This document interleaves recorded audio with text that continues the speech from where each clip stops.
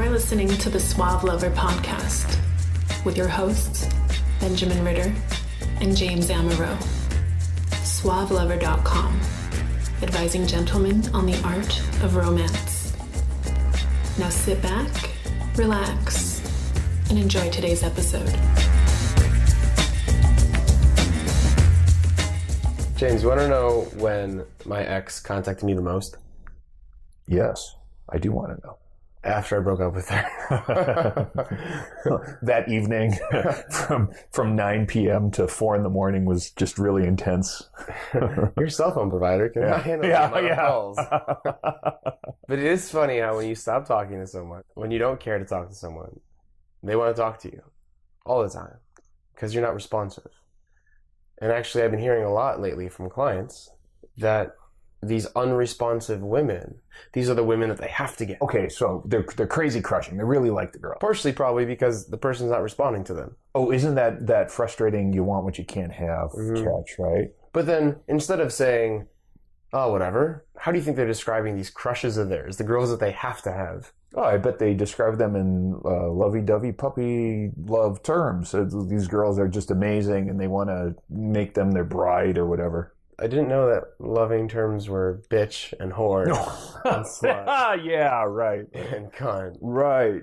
Oh, right. So much hatred. Sour grapes, right. Yeah. You're just mad because the girl doesn't do what you want her to do. Oh, that's a bummer. Because they think that they deserve more than what they're getting. Why? Why is it then, and I've been this guy, frustrated that I meet a girl and we click and we have 10, 15, 20 minutes of a great time at a nightclub, or we hang out and talk to each other on the train or whatever. I think, well, this is fucking great. I have a new crush. I'm really excited. I can't wait to talk to her the next time I talk to her. So I send her a text or I give her a call. No reply. She must be really into you, right? Because you had such a great time. Oh, well, why isn't she replying? Well, duh. Well, was this confirmed? Was there a date planned beforehand?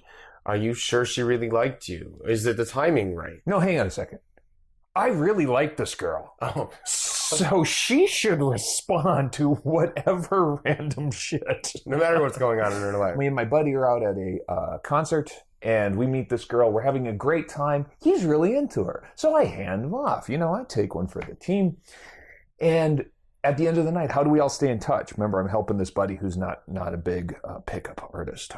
She's really uncomfortable giving her number to us. So fine, well, Facebook, whatever, we stay in touch. Find out, of course, that she's got a boyfriend. Of course she does. And he's long distance, and of course she's a little lonely, and she's new to town. Well, it doesn't take that long. A couple of interactions, and I give my buddy some advice about how to do this. I tell him what to say and how to approach this. Just a few well-placed suggestions so that they can engage each other. No threat, no harm. Well, a month later, she's no longer seeing this guy long distance. And about 2 months later, they're an item.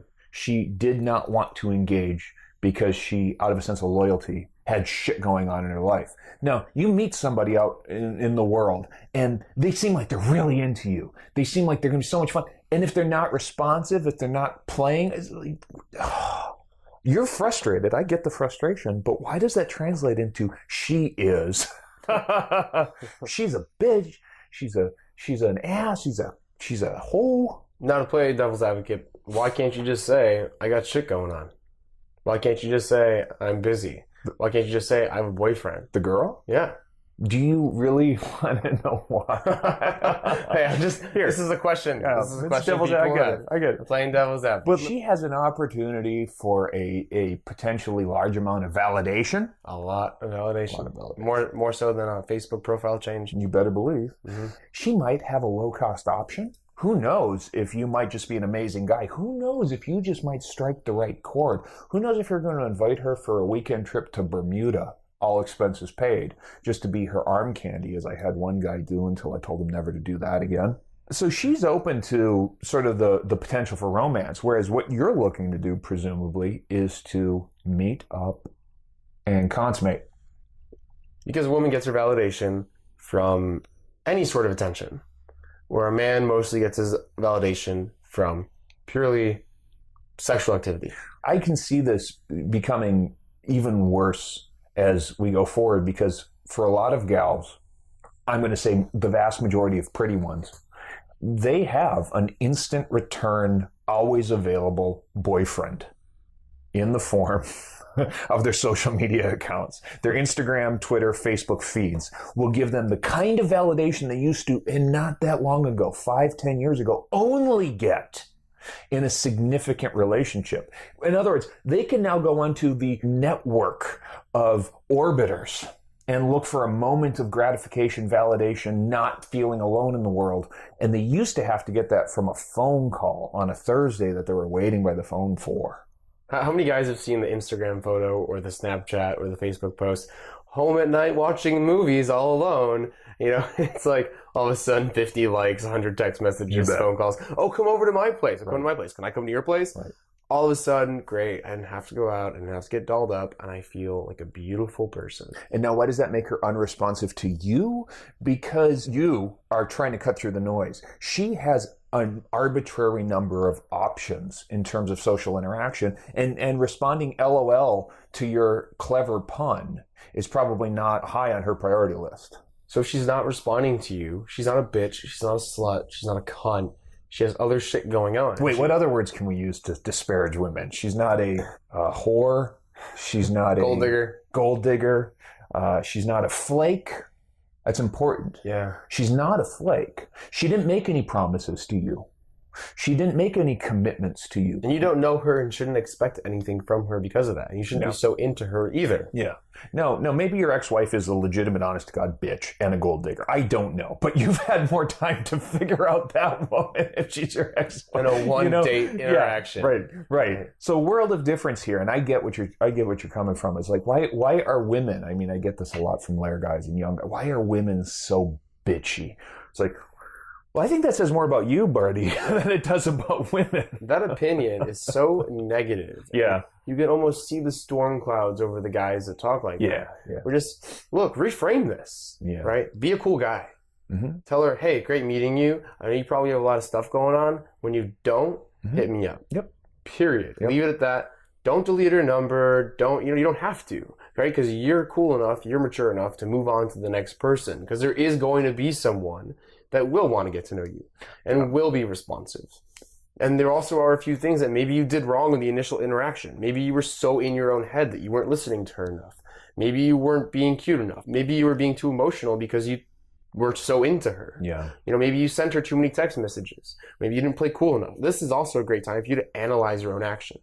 Yeah, and indeed this frustration comes exactly from this notion of scarcity. That there's only a few women in the world and you're only going to meet a few of them and your chances are limited. And if you miss the chance, something bad has happened.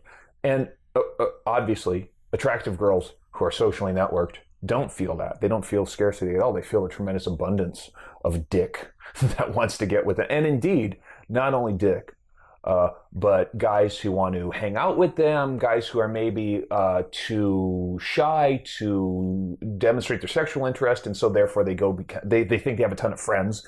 And in fact, they probably do have plenty. I know a girl who's got plenty of gay friends that are just part of this industry, and she just surrounds herself with masculine energy because she's wickedly hot, and she likes to hang around with non-threatening males. And when she picks a guy to be with, she has very specific expectations. None of those are threatening. None of those are a problem for her when she's hanging out with her gay friends. So I guess the point is she can derive her social satiation from a tremendous number of sources, and she generally feels abundance. Now, maybe she feels that she does want a serious relationship. Maybe she does feel, but what if she's not feeling that right now? That's when you met her on the bus, on the train, or at the mixer, and she just doesn't feel drawn to you the same way that you feel that you want to put her in your fucking pocket. I've received a lot of this negative attention, James. I don't know if you have or not, where I will maybe go on a date or two with a girl. It will go really well. Sure. And I'm not exactly feeling it from her. Right. I thought she was interesting. I'm busy. I want to see other people. Mm-hmm. Maybe eventually I'll go out with her again. The worst thing a girl could do is send me a nasty text message. Or think, the worst thing that she can do is reframe herself in my mind. Because initially she was a cool girl that we had a good time with. She was attractive. I just wasn't really feeling it. Yeah. Maybe one day I'd like to hang out with her or invite her to a cool place.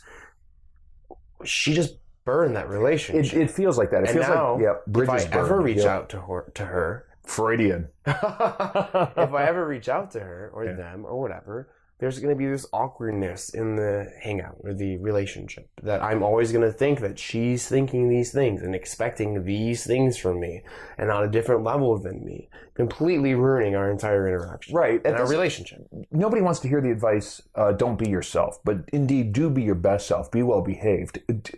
Learn to handle the frustration of not having that responsiveness, because frankly, all that is a little moment of ego kicking in. This is how this phrasing will work out in someone else's head. Does this bitch not understand just how significant? Does she not know who I am in this town? That's where your ego acting up, saying that you deserve from this random girl kind of validation that you really should be getting intrinsically in yourself and from the people you surround yourself with, not from strangers.